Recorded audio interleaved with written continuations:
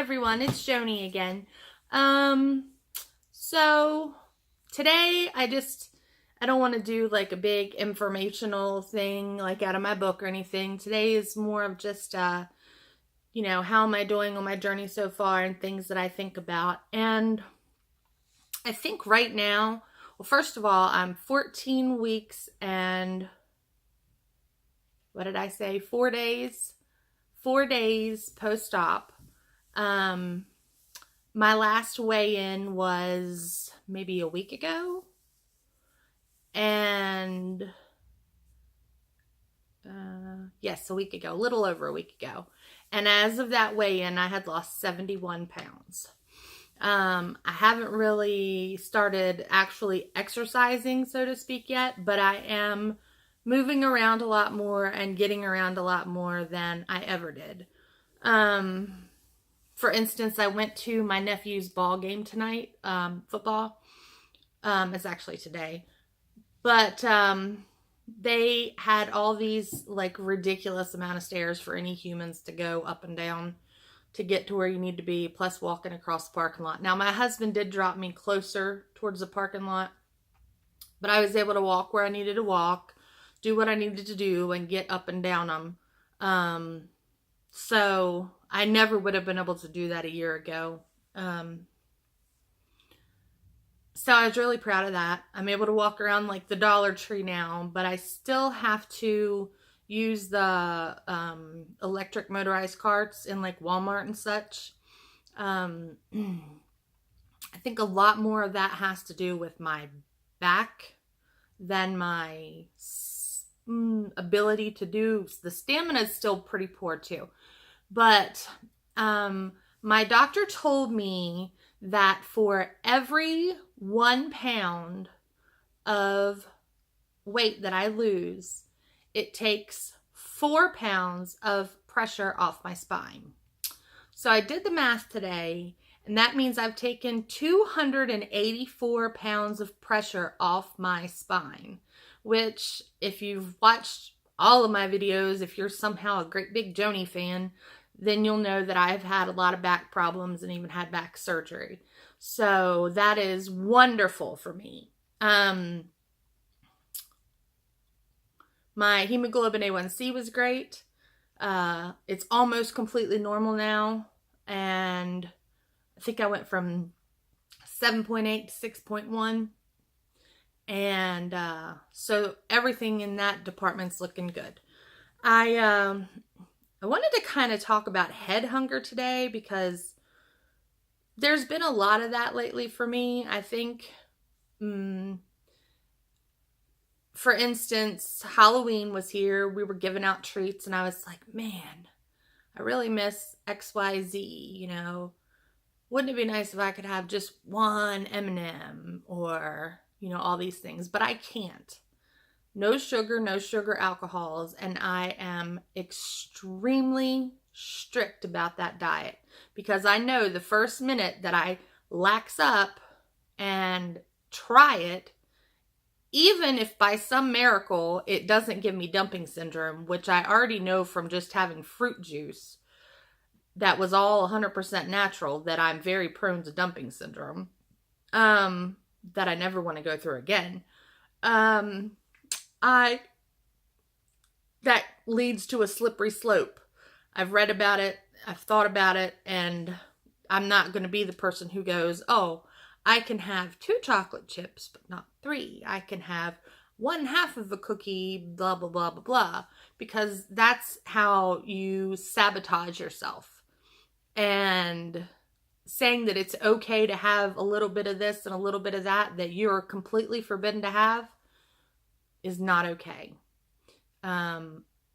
My brother and my cousin both had gastric bypass surgery and both regained their weight.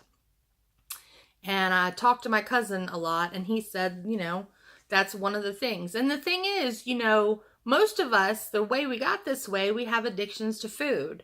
We might not think we do to begin with, but you find out that you did. The head hunger, your body might physically be just a little bit hungry. You physically can't have, but, 2 ounces of chicken. But you're dreaming of a piece of pizza. Speaking of dreams, there's been a couple times I've dreamt that I had something I wasn't supposed to. And one of those times was this week. I dreamt that I was at Dairy Queen and I had a huge strawberry milkshake. And then I realized what I had done. Oh, and I drank it through a straw, which is something else I don't do. It's against doctor's orders, so I don't do it. So in my dream, I realized what I'd done. Now, don't ask me how I got that whole thing down. It was a dream. But then I was like, whoa, I didn't get sick. You know, I think it was like the little angel and devil on my shoulder, like talking to me. Oh, you shouldn't have done that. Oh, but it didn't make you sick. But it was in my dream. I woke up and in reality, I poured a strawberries and cream or strawberry cream or whatever it's called, muscle milk over some ice and drank it. And that's okay. And my mom has found this stuff called fruit leather that I can have. And it's like apples. It kind of tastes like a Granny Smith apple. And it's kind of like a really thick, I don't know, fruit roll-up is not quite right texture, but I don't know what else to compare it to. But anyway, that's nice for a treat. That to me nowadays is kind of like having a little Snickers bar. And I just have to try not to eat it too fast. So we're getting ready to have the Veterans Dinner. I had a Girl Scout troop. I actually had a couple of them over the years in different states. But I had a Girl Scout troop that are now mostly grown-ups. And 7 years ago, we decided that we wanted to have an annual Veterans Day appreciation dinner. We didn't know at the time it was going to be annual. We didn't know at the time that it was going to last long past the troop until the girls were in adulthood and helping to, you know, shop and even pay for the stuff, some of it themselves.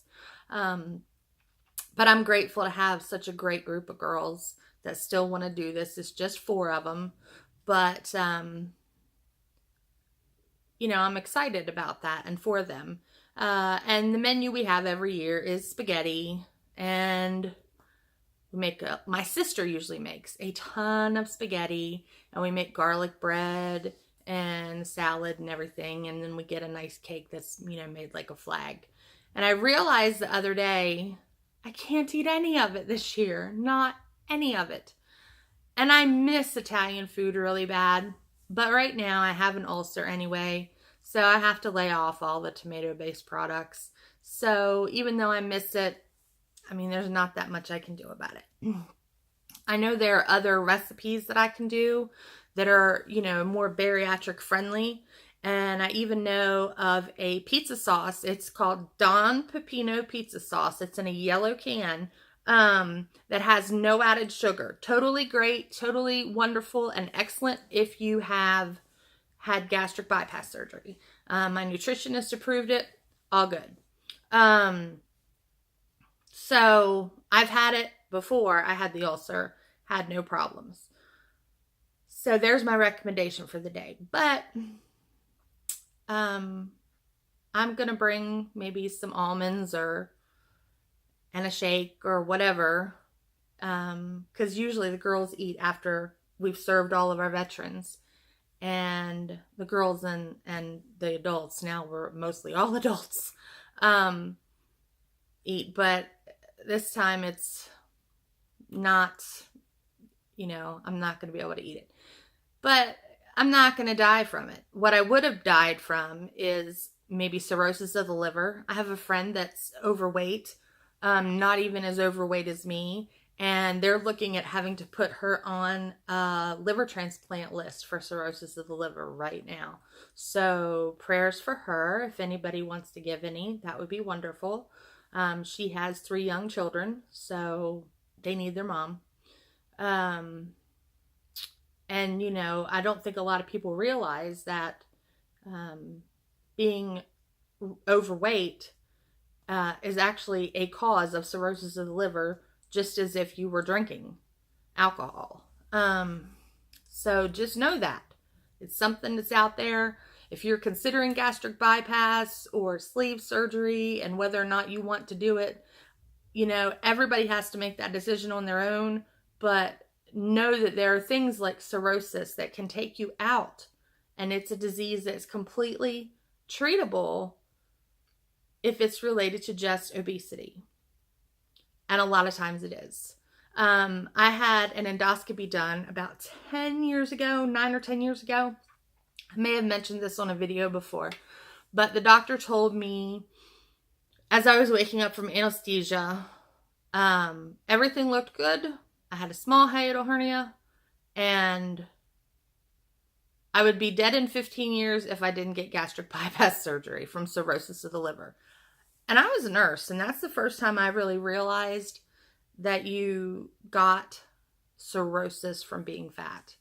So just know that you can. It is a thing. It's just like diabetes and sleep apnea, things like that. You get a much higher likelihood of developing these conditions, and even breast cancer for being related to being obese, just so you know that. So there are all kinds of good reasons to get healthy, not the least of which is feeling better, feeling like doing stuff with your family. I mean, it's not all about your appearance. I mean, for some it may be. It's a great perk for me. But that's not the reason. The reason is to be healthy and live to see, you know, future grandchildren one day. My kids are in their 20s, their early 20s. Actually, my daughter isn't 20 yet. She'll be 20 this month. So, and I want to live a long life with my husband. And I think a lot of people do too. So, head hunger, reasons to consider bypass or gastric sleeve, duodenal switch, some sort of surgery, and reasons to, you know, do it now and not let it keep a hold on you longer than it should. It kept a hold on me a lot longer than it should, and I finally did something about it. And even though there have been times when I was sick and throwing up and miserable because I had a stricture or just difficulty to begin with because I was in pain, and I'm good, what did I do to myself? Everybody does that. Those times will pass, and I'm certain I can already tell you that it's all worth it. So that's all I have to say for today. Wherever you are in your journey, I hope you are doing great. And I guess that's all for this time. Thanks. Bye.